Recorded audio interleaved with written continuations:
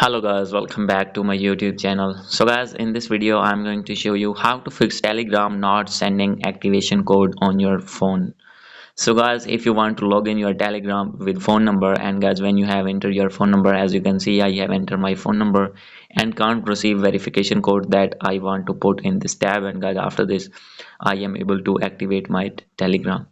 So guys, how can you get this code? So guys, simply you can get this code. So let's start without wasting any time.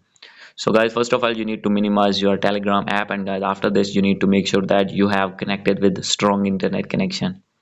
So guys, if not connected, then guys you need to connect it, and guys, if you have already connected, then guys you need to change your Wi-Fi or you need to turn on your mobile data.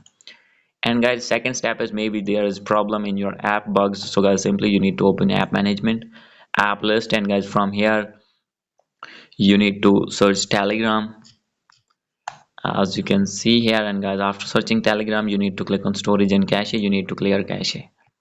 And guys, at third you need to open your Play Store here, and guys, after opening here you need to search Telegram, and guys, after this you need to update your app if not updated.